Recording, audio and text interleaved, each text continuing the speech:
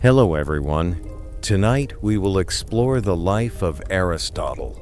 His life was a great journey, starting from an orphaned boy in the remote region of Stagira to becoming the first teacher who shaped the entire system of human thought and knowledge.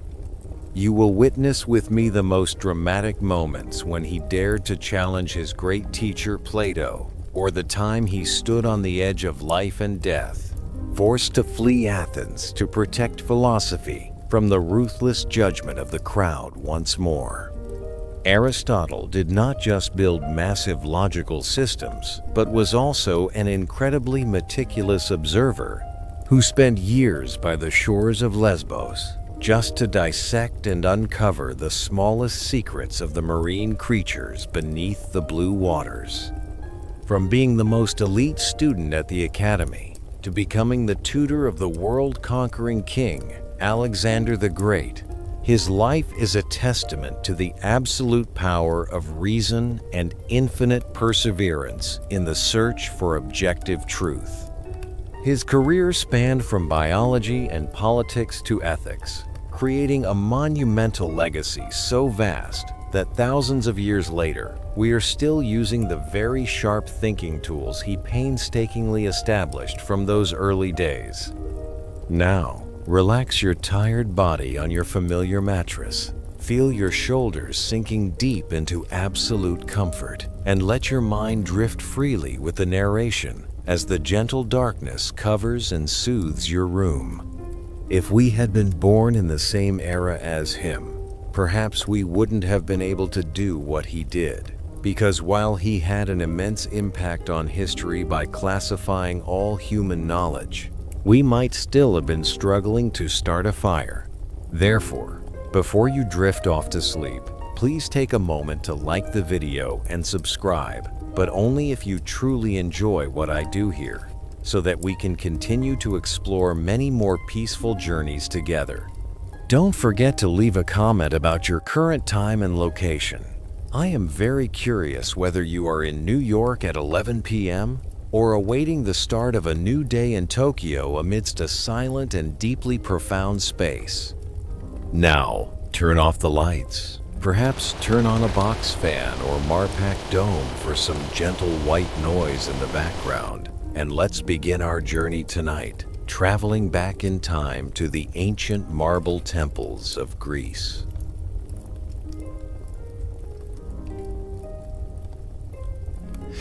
Some scholars still argue that it was during those childhood years in Stagira that the seeds of the empirical method were formed, rather than in the glamorous Athens of later years. You are standing on a rocky outcrop, jutting into the Aegean Sea. The wind carries the pungent saltiness of the sea and the sharp scent of pine resin from the forests behind you, creating a very fresh atmosphere. Right beside you, a bright-eyed boy is intently watching his father, Nicomachus, the dedicated physician to the king of Macedonia, performing medical procedures with meticulous care. You see his small hands gently touching dried herbs, feeling the roughness of the roots and the faint scent of herbal medicine in the quiet stillness of the small apothecary room. An unexpected detail from ancient records suggests that his family belonged to the Asclepiadae Guild, where medical secrets were always passed from father to son through practical observation. You witness Nicomachus teaching his son how to observe the pulsing veins beneath the skin, a skill that requires absolute patience and eyes capable of seeing through the laws of life. The young Aristotle stands there, small against the vastness of nature, his mind like a blank sheet of paper beginning to be filled with endless questions about the movement of all visible things. You feel an urge to tell him that later, all of humanity will call him the man who knew everything, but you understand that you are merely a silent traveler through time. In this peaceful space, you notice a momentary shadow of concern on the child's face as he looks toward the kingdom of Macedonia, a place full of political intrigue awaiting his arrival. The cold from the stone beneath your feet makes you shiver slightly, but the warm yellow light from the oil lamp in his father's medical room brings a sense of safety and protection. A heartbreaking truth is that Aristotle was orphaned at the age of 13, creating a psychological fracture that forced him to early on seek his own anchor in a world full of volatility. You stand in the dark corner of the room, quietly observing the boy as he tries to classify each species of fish that fishermen have just brought in from the sea, a level of meticulousness far beyond his actual age. A sense of loneliness begins to spark as he realizes he is different from other children of his age. For instead of playing, he chooses to listen to the deep breath of the surrounding nature. Those meticulous records of the natural world at Stagira became his most precious cargo, urging your feet to accompany Aristotle away from his homeland to seek broader horizons of knowledge in the golden sunlit city-state of Athens.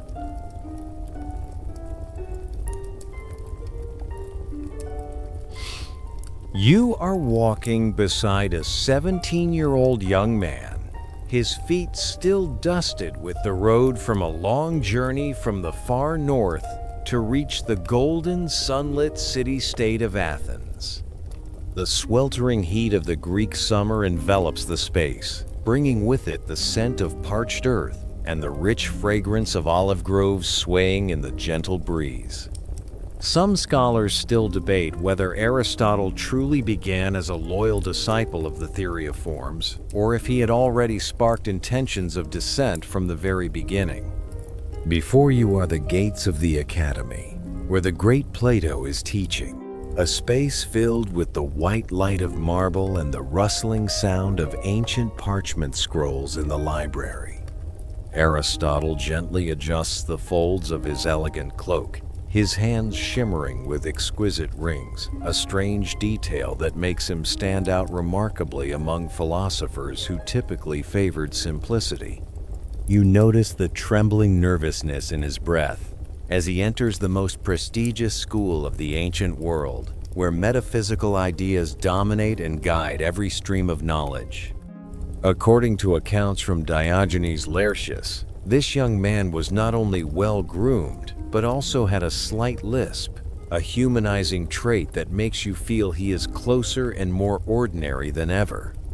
You stand quietly, watching him find a small corner under the shade of an old oak tree, where he begins to listen to Plato speak of a world of perfect forms, existing beyond the perception of the senses. Your traveler's soul clearly senses the conflict within Aristotle's heart, caught between a deep reverence for his teacher and the intense instinct for practical observation taught to him by his father. You want to pat his shoulder to reassure him that a difference in thinking is not a sin, but your hand only passes through the void, leaving behind a cold sensation of regret. That 17-year-old youth is standing at a crossroads of thought, trying to reconcile the vivid images of Stagira's nature with Plato's enchanting abstract theories. The scent of sweat mingled with the pungent smell of ink in the air makes you realize the burning desire for learning shining in his sharp but pensive small eyes. You witness the moment he sets pen to paper to write his first lines, his hands slightly trembling, but his gaze strangely steadfast, marking the beginning of a 20-year journey of cultivation.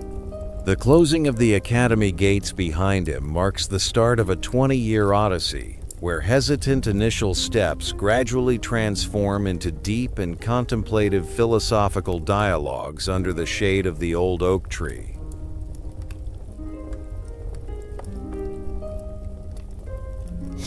Some scholars still argue that the 20 years at the academy were not merely a time of study, but a silent struggle for Aristotle to escape the giant shadow of the great Plato. You are standing beneath the lush green plane trees, where the late afternoon sun casts dancing streaks of light across Aristotle's slender hands. as he turns the pages of old parchment scrolls. The scent of ink, mingled with the fragrance of aged hay, seeps into your senses, bringing a feeling of stillness, while the rhythmic chirping of cicadas outside intensifies the concentrated flow of knowledge.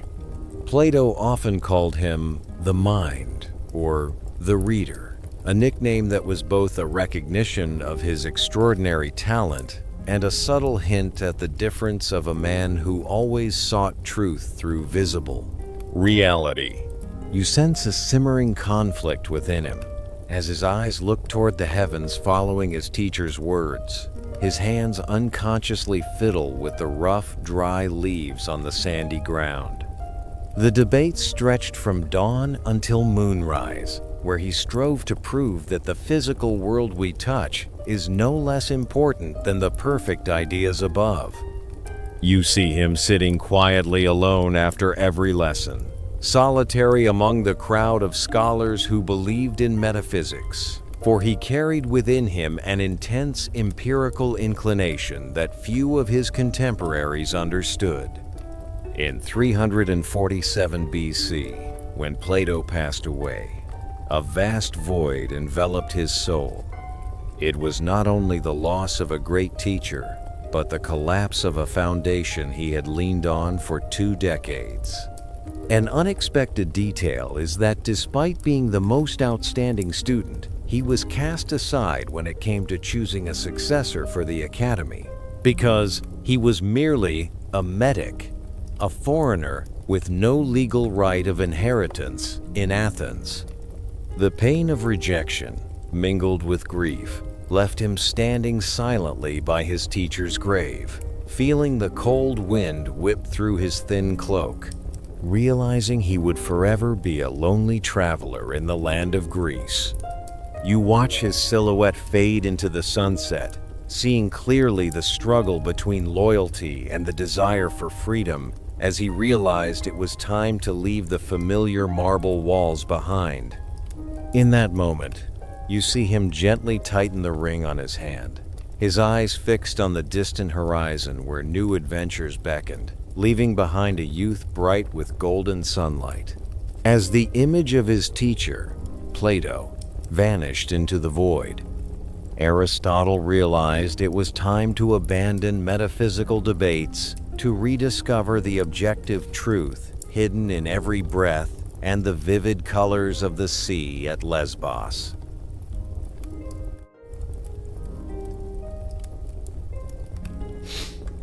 Some scholars still argue that it was precisely those years on the island of Lesbos when Aristotle truly became the first empirical scientist of humanity.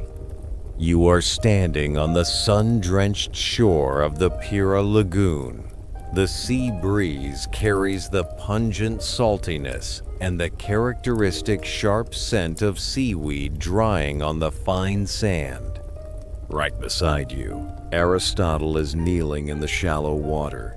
His hands are stained with ink and sea salt, gently cradling a small octopus he just caught from a crevice in the rocks. You see him meticulously observing every tiny detail of the creature's body. He notices how the suckers cling tightly to his skin, recording it with absolute precision.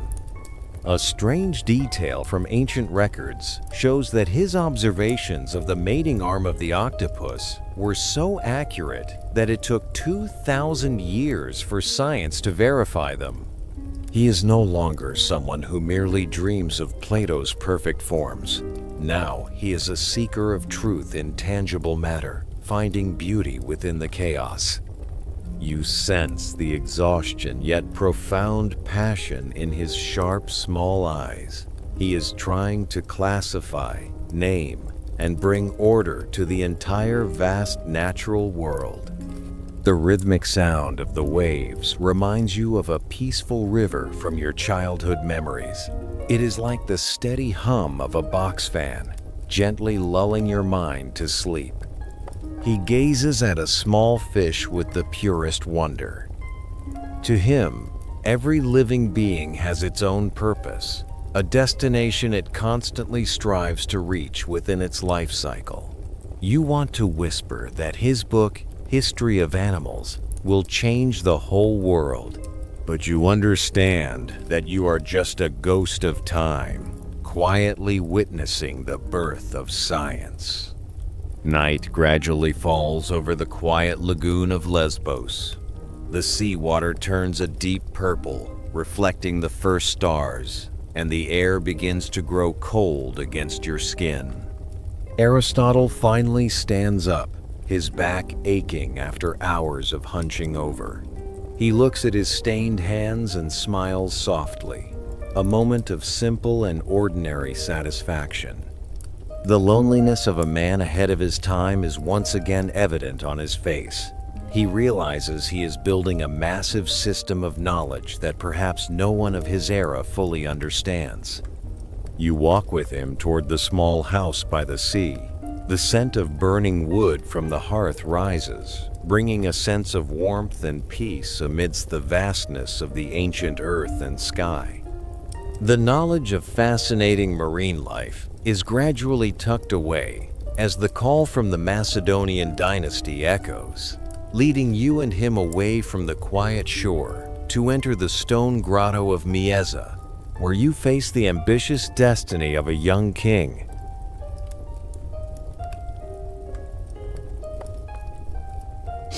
Some scholars still debate whether the relationship between Aristotle and Alexander the Great was truly a deep bond of teacher and student, or merely a calculated political arrangement made by King Philip. You are standing in the cool grotto of the Nymphaeum in Mieza, where the sound of water trickling from rock crevices blends with the scent of damp moss and the gentle fragrance of the surrounding green forest. You see Aristotle waiting patiently, his gaze drifting over the smooth marble slabs, his mind still lingering on the unusual agreement made with the king to rebuild his homeland of Stagira. An unexpected detail from ancient records shows that, to secure his services, King Philip had to agree to completely rebuild the city of Stagira and ransom all of its citizens who had recently been sold into slavery. The 13-year-old Alexander enters with a surge of restless energy, his eyes burning with pride but also a touch of melancholy as he faces a teacher possessed of such profound wisdom. You feel the warmth radiating from a small fire in the center of the cave, where Aristotle begins to explain the epic poem, the Iliad, holding in his hands the rough parchment scroll that he himself had painstakingly annotated. Alexander listens intently to stories of ancient heroes, his hand unconsciously gripping the hilt of his sword, while Aristotle attempts to teach him about moderation and the art of governing a nation through reason. You notice the internal conflict within Aristotle as he looks upon his student's towering ambition. He wonders if he is truly nurturing a philosopher king or a predatory beast. Records state that Alexander always kept his teacher's copy of the Iliad under his pillow alongside a dagger, considering it a treasure to guide his great conquests in the near future. You feel your heart tighten as you watch Aristotle strive to humanize a heart that essentially craves only power, amidst a quiet space where only the rustling of dry leaves can be heard outside the cave entrance. The smell of burning wood and the saltiness of sweat on the young king's brow create a thick atmosphere, where a pinnacle of intellect is working to forge a will capable of swallowing the world. Observing them, you understand that this is a fateful meeting between two extremes, one who wishes to organize the universe through thought, and another who wishes to conquer it with sharp swords. The twilight casts the final streaks of light into the cave. The shadows of the old teacher and the young student stretch long against the stone walls, creating a portrait of a succession that is powerful, yet filled with apprehension. After pouring his heart into forging a great will for Alexander, Aristotle decided to return to Athens not to be a student, but to personally sow the first seeds of knowledge in the garden of the Lyceum, where walking footsteps would change the course of history.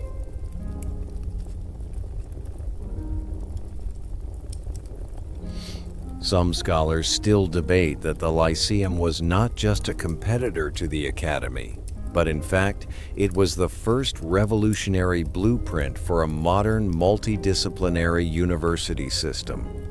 You are strolling leisurely beside Aristotle in a small, shady forest northeast of Athens, where the afternoon sunbeams pierce through the leaves to create golden-streaked light on the pebbled path. The scent of damp earth after a light rain mingles with the pungent aroma of old pine resin, drifting into your senses, while the steady footsteps of the group of students create an incredibly peaceful and relaxing rhythm. Aristotle is now in his 50s. He walks slowly in his exquisite cloak, his sharp, small eyes never ceasing to observe even the smallest movements of the insects beneath the bushes. He officially founded the Lyceum in 335 BC, choosing a public area near the temple of Apollo Lycaeus, which had previously been a traditional military training site for the youth of the Athenian city-state. You find yourself stepping back slightly to make way for the peripatetics, the walkers, a unique name given by the city's residents to the group of students who were always walking and discussing alongside him. A strange detail from ancient documents shows that Aristotle painstakingly built a massive library and the first animal museum, collecting all kinds of maps and specimens from all over the world. You notice a hint of worry in his eyes, the burden of a medic, a foreigner who was always distrusted by the locals, even though he was dedicating his entire intellect to reshaping the future of humanity. Your hands gently touch the cool stone columns of the peripatetic colonnade, feeling the solidity of the great thoughts being etched into the stillness of the radiant twilight. Aristotle suddenly stops under the shadow of an old tree. He takes a deep breath of the scent of academic freedom, yet in his heart, he cannot stop worrying about the political upheavals simmering out there. The wind rustling through the silver olive leaves blends with the steady hum of the box fan in your room, creating a soothing, wordless melody that lets your mind drift far into a dreamlike realm. You feel a deep empathy for this old teacher, who stands lonely at the peak of knowledge, striving to find objective truth in a world that is always full of narrow-minded prejudices.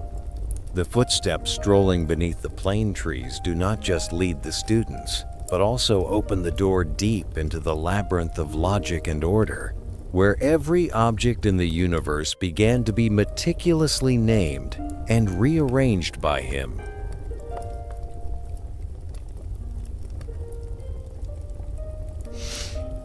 You stand in the quiet library of the Lyceum, where the wooden shelves are filled with parchment scrolls that emit the pungent, sweet scent of time.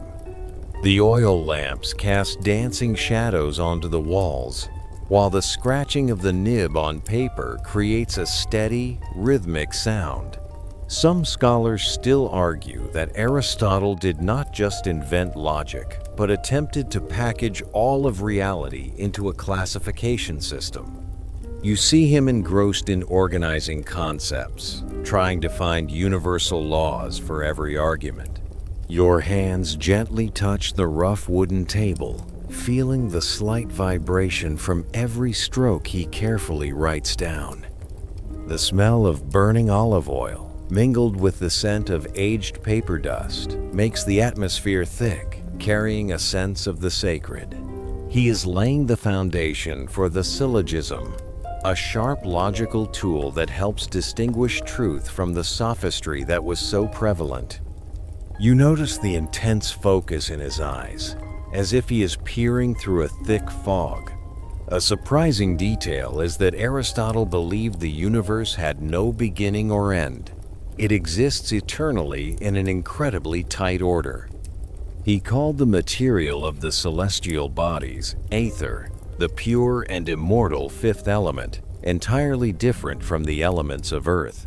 You see Aristotle pause briefly, rubbing eyes weary from working through the long night, revealing the wrinkles of his deep contemplation. He is trying to explain the prime mover, a silent entity that is the source of all motion. Imagine you are standing before a giant puzzle of existence, where everything has its own cause and purpose. Aristotle believed that every seed carries the potential to become a great tree, just as humans yearn for perfection. You want to remind him to rest, for his mind seems to be carrying the weight of reorganizing an incredibly chaotic world. But you realize you are only a silent traveler, standing on the sidelines of history witnessing the truth. The strong scent of ink brings back childhood memories of watching Disney cartoons under the warm glow of a nightlight long ago. The stillness of the library at this moment is like the sound of a box fan, bringing a sense of safety. You observe him meticulously analyzing the four causes of all things, from the material that constitutes them to the ultimate purpose they strive toward. Each neatly arranged scroll is a testament to an extraordinary effort to bring about meaning. The chill of the Athenian night seeps through the door cracks, but the fervor in the old teacher's thinking radiates an invisible, enchanting heat. You feel your mind gradually being reorganized, becoming serene as you understand the order. Aristotle sighs softly, a deep, steady sound as he realizes that knowledge is a vast ocean, difficult to explore fully. You stand there, empathizing with the finitude of genius before the infinity of eternal truth. Once the entire universe has been illuminated by sharp reason, Aristotle begins to turn that insightful gaze toward human nature itself, seeking a path to true happiness amidst the harsh extremes of life.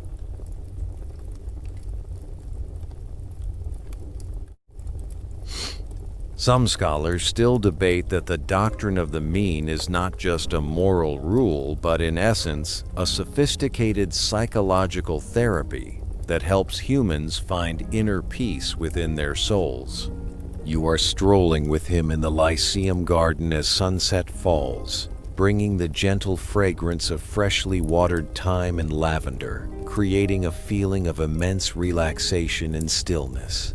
Aristotle stops before a briar bush, his hands lightly touching the soft petals, as he begins to speak of the concept of eudaimonia, a state of profound happiness and fulfillment when a human reaches their maximum potential.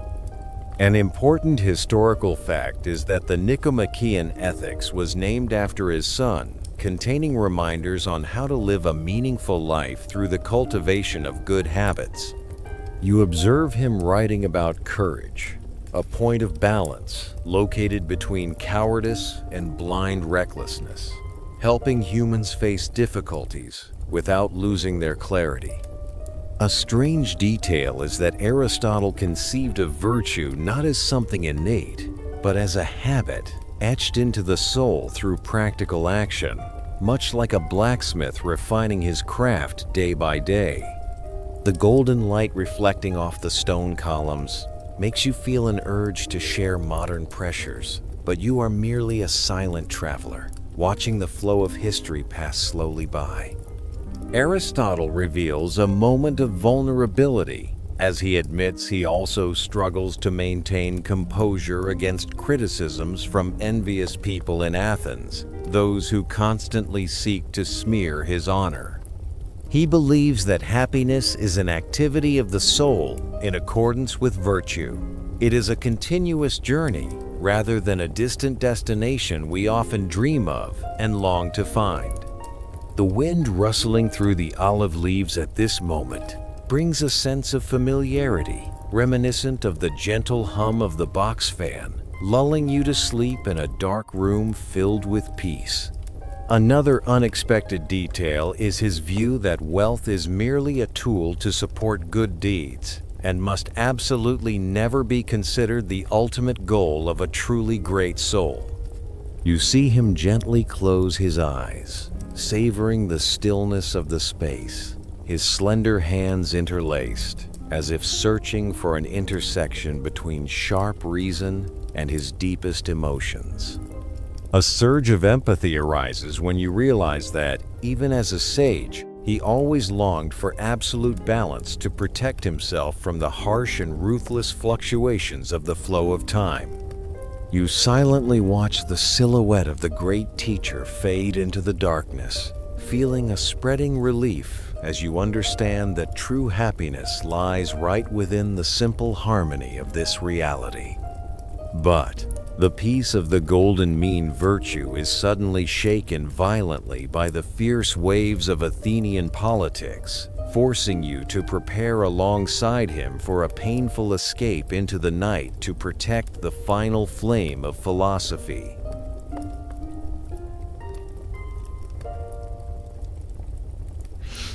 Some scholars still argue that the charge of impiety brought against Aristotle by the city-state of Athens was, in fact, merely a political pretext to vent their anger against anything associated with Macedonia.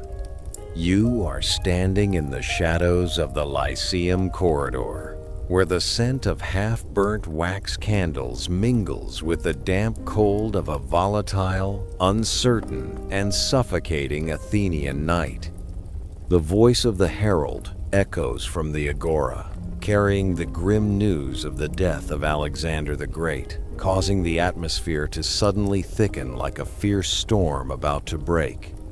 You clearly sense a slight trembling in Aristotle's hand as he grips a parchment scroll. His sharp, small eyes now clearly reveal weariness, along with deep anxiety. A strange detail from ancient records shows that the accusation of impiety stemmed from a hymn he had written in honor of his late friend, the tyrant Hermaeus. To the raging crowd out there, a philosopher honoring a mortal as a god was the perfect excuse to subject him to a death sentence, just as they had done to Socrates. You see him gently adjust the exquisite ring on his slender finger, the same piece of jewelry he had worn since his early days of stepping into Athens with such brilliant and proud aspirations. The loneliness of a foreigner, a metic, that you have seen in previous sections, now becomes a psychological burden weighing heavily on the shoulders of this great teacher.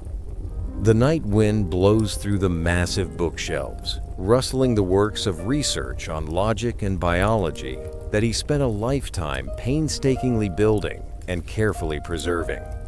You want to reach out your hand to stop the rare tears rolling down his wrinkled cheeks, but your hand is only a fragile mist, aimless within the space. He whispers the famous words that history would forever remember. I will not allow the Athenians to sin twice against philosophy, as they had done with Socrates before. The decision to leave was not born of cowardice, but was a rational sacrifice to protect the precious flame of knowledge from the destruction of blind rage.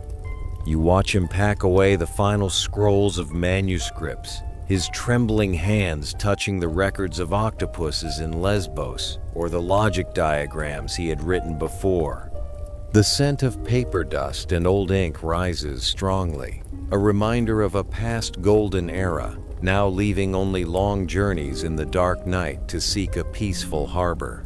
The silence in the room at this moment is frightening. It reminds you of the hollow feeling when a beautiful dream is suddenly awakened by a strange noise from outside. The box fan in your room continues to run steadily, like an invisible consolation that no matter how volatile the ancient world may be, you are safely enveloped.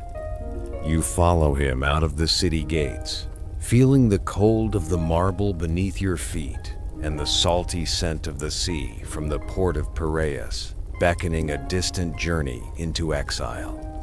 Each of Aristotle's footsteps on the rugged, stony path is like a somber musical note, marking the end of a brilliant era of knowledge right at the heart of Athens.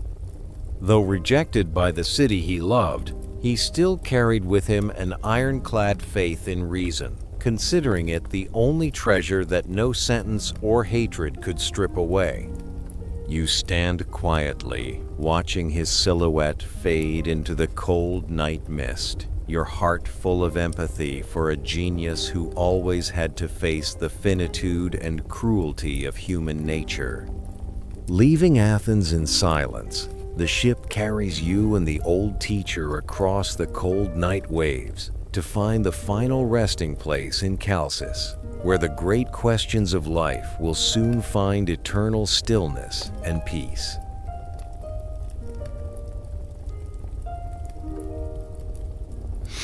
Some scholars still debate that Aristotle's death was not just the end of a life, but the moment ancient Greek intellect truly entered a period of silence.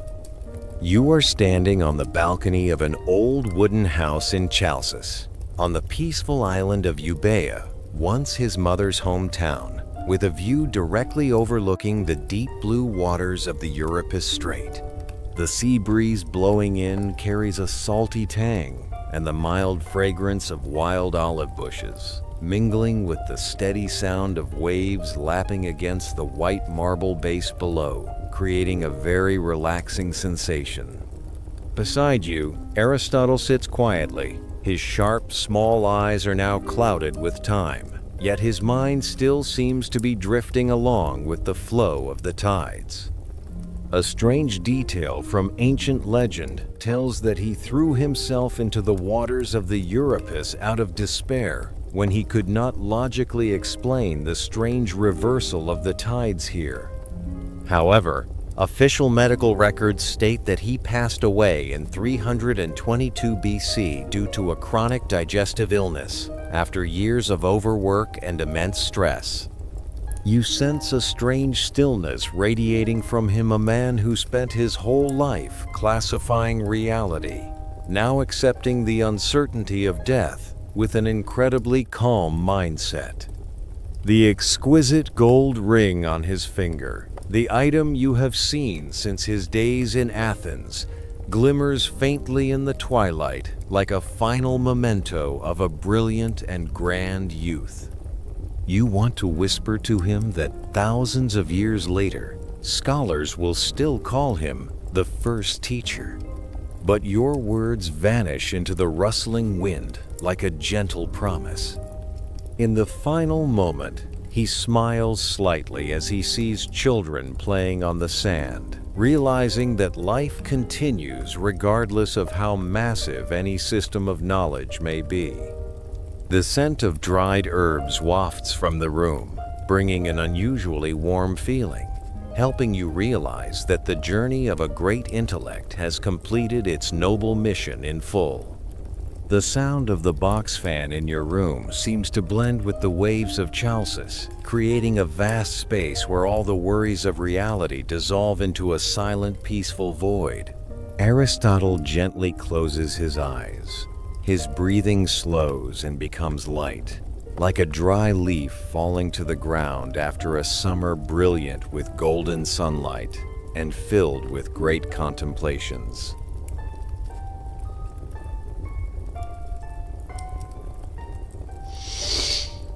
Our journey with Aristotle has now reached its final notes as the sunset at Chalcis fades, giving way to the silent night, covering everything in absolute peace. Every stream of thought about logic, about the octopuses on the shores of Lesbos, or the lectures at the Lyceum is gradually fading, vanishing into the misty haze of time passing so slowly. You feel your body becoming weightless, as if gliding over a calm sea, where tiny ripples gently soothe your mind, taking you away from the cluttered worries of today's volatile life. Your room now holds only gentle darkness and the steady sound of the fan, an absolutely safe space for you to let go of everything and sink deep into a good sleep after a long, tiring day.